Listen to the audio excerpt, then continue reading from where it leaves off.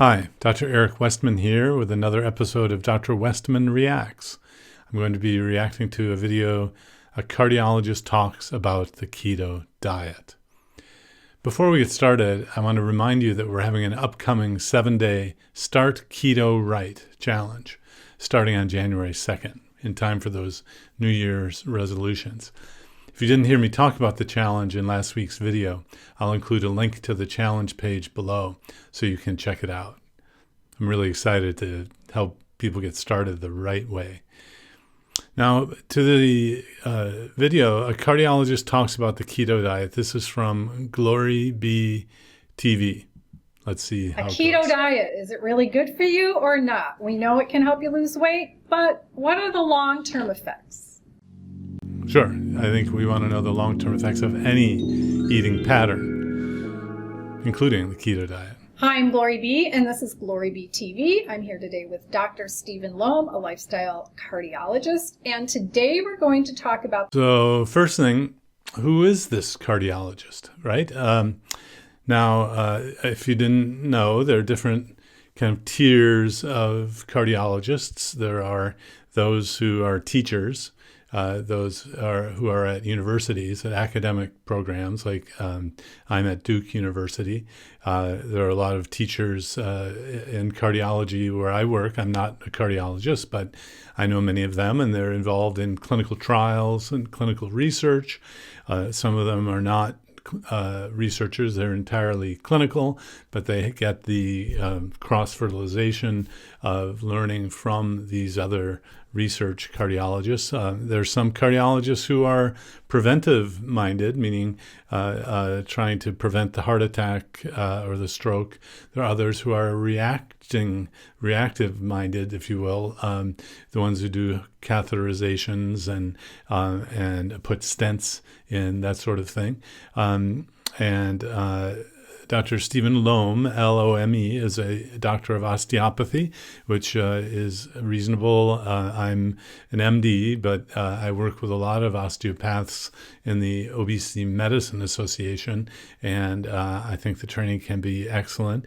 But I don't think he's at an academic center, so he is a private practitioner on his own, and that's fine. But then now he's founder of the PBNM. Let's see what that is. So I go to go to Google, and the PBNM is the plant-based something. Okay, so the PBNM is so now we're getting into the idea that plant-based nutrition movement. Okay, so I have a feeling that because, you can do a plant-based keto diet, but most people don't. They include meat in there. I have a feeling that he's not going to be too... now I'm going to the website where it explains what the PBNM is, focusing on plant-based nutrition and other lifestyle changes, was in the Forks Over Knives movie. Oh boy. So that's kind of the propaganda for the plant-based folks. And then I've been on the podium with a couple of these folks. One, Dr. Neil Barnard, and Dr. Loam has worked alongside Neil Barnard to create legislation. Yeah, so Dr. Barnard really is kind of a lobbyist for advocating for plant-based sorts of things. And, I have no problem with that, except when you cross the line to say that other things can't work, or if your approach is better than anything else, but you've never tested it against everything else. So they're kind of loose with that language. The other, Dr. Joel Furman, I was on at a meeting with him and actually got into a little trouble because I remember at the podium, this is the Obesity Medicine Association before the name change, and Dr. Furman, Joel Furman, Dr.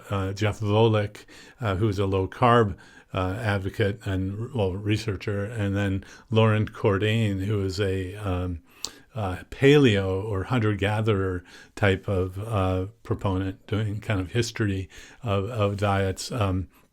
None of them really had strong data and in their talks. Jeff Volek, who I know we were co-authored a book together, and he's now at Ohio State, only has short-term studies. Dr. Cordain only had the kind of face validity or the common sense of, if humans ate this way for hundreds of thousands of years, that means it's good for us, which, has its limitations.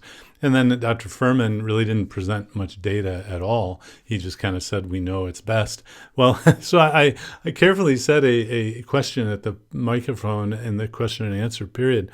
And I really criticized all three in that manner and was waiting for, some response when Dr. Furman just kind of lambasted at me, like, you don't know anything. And I was publishing clinical research at the time.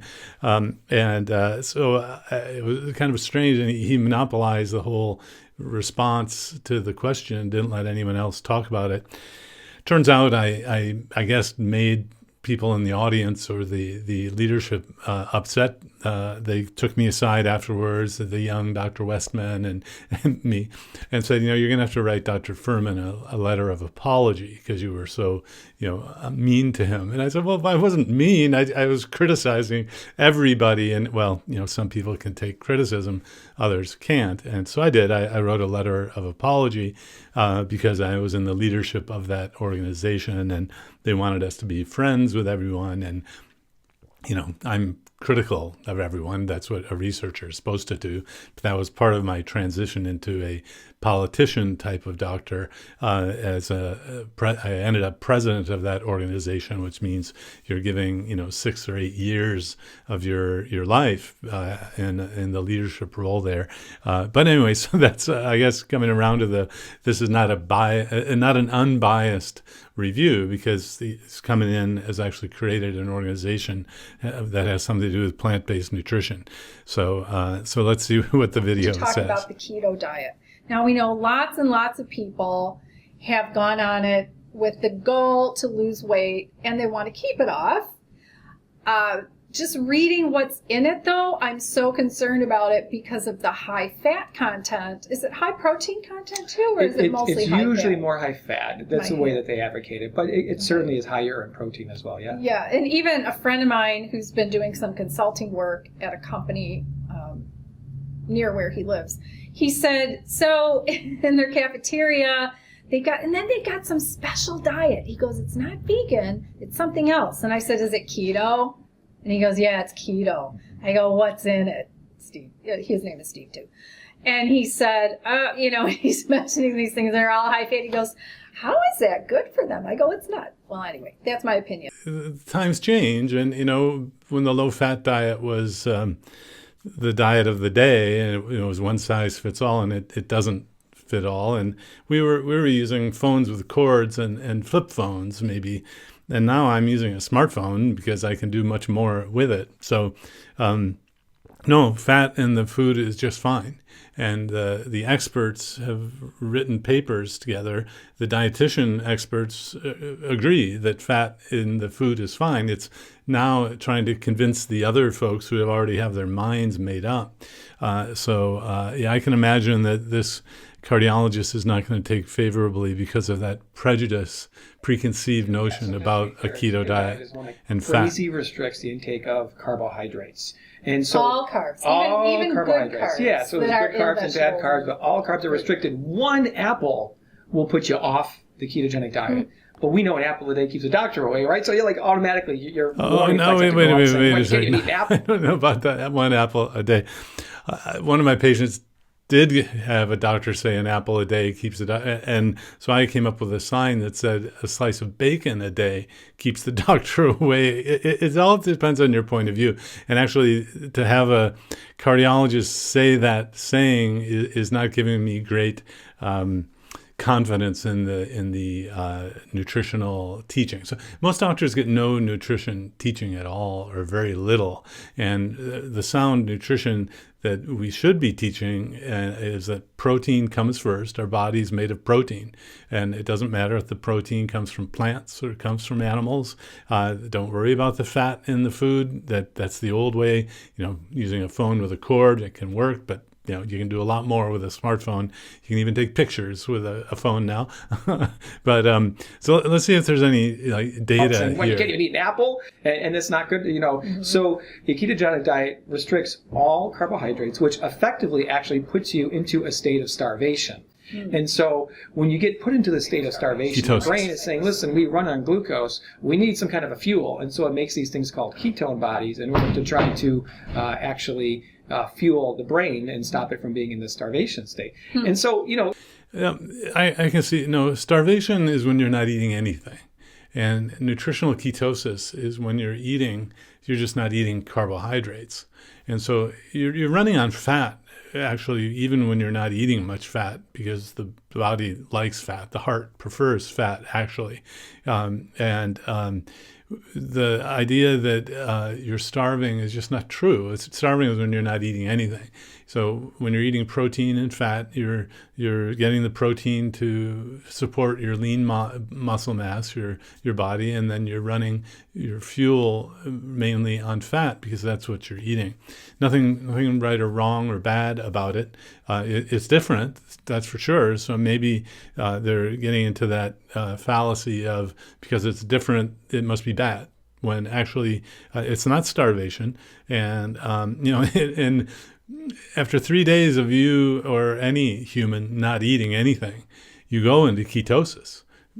You go into fat burning when you are starving. So I've often asked myself, how could that be bad for you if when you don't eat anything, everyone actually defaults back into the fat burning stage. But so a keto diet is not starving. It's fat metabolism, but you are eating food.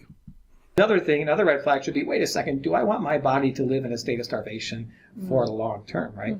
And so when you do a ketogenic diet, the weight comes off crazy fast. A lot of that weight, though, initially is actually water weight. The first week to 10 days or so, you can lose a ton of water, even like 10 pounds of water. So people see that scale and they go, this is wonderful. But what you're consuming is a lot of animal products, meat. So that initial water weight is actually nice. You have to lose it anyway, and depending on how big you are, depending on how much extra fluid you're carrying around, it's nice to see that.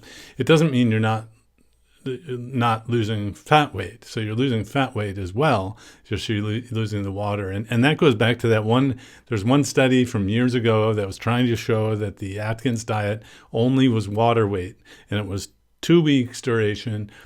People lost weight, and then when they went off the diet, when they started eating carbs back again, all of the weight came back. And so they said, see, it doesn't work. Well, doctors in the clinic had been doing this for years, knowing that if you go beyond the 2 weeks, the weight does stay off, and it is fat weight that comes off.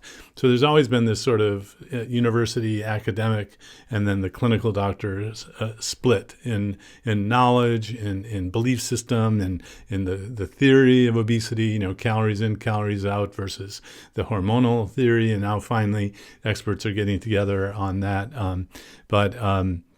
Actually, eating the fat again, saying how bad that is. No, it's just meat, fine. Chicken, beef, pork, bacon. You can do processed meats.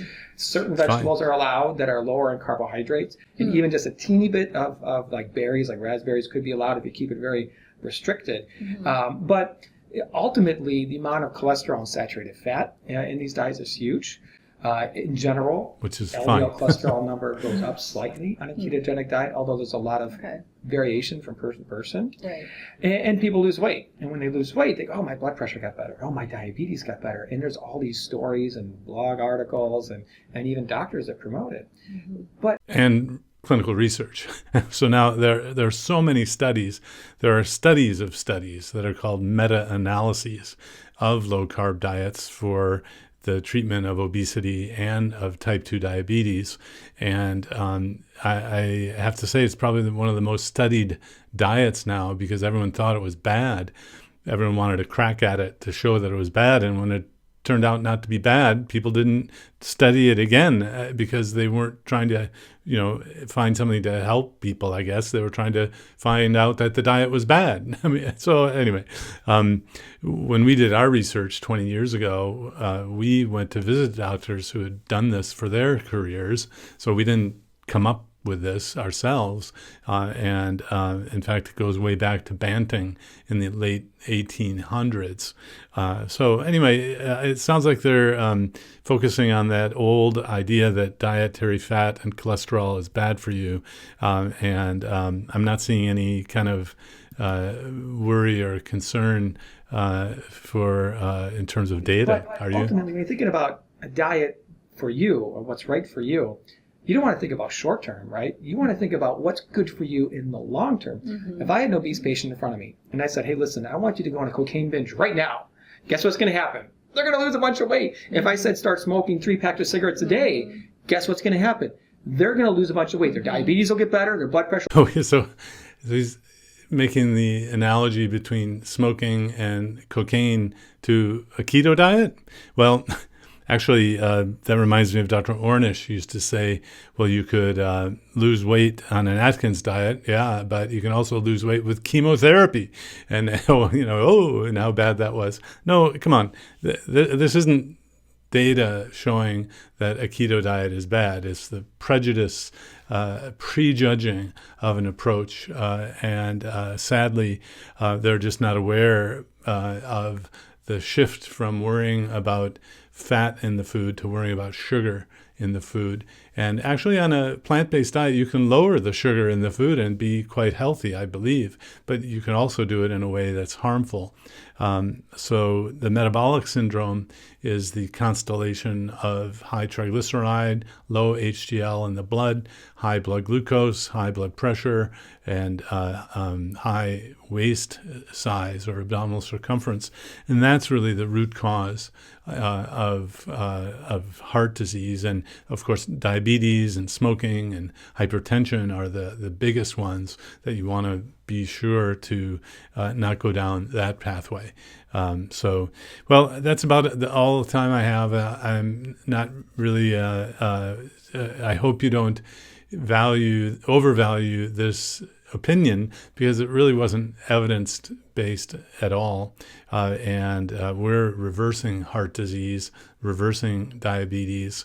And, I can't say that we can reverse coronary artery disease. I haven't seen that yet, but I haven't really seen that on any kind of dietary approach in a solid way. If people say they can do that, they need to pony up the evidence for that. Don't forget to check out my 7-day keto challenge. We're going to get started at the beginning of the year on January 2nd, and we'll have daily live sessions with me and our staff nutritionist, Amy Berger. I'll have a link to the challenge page in the notes below.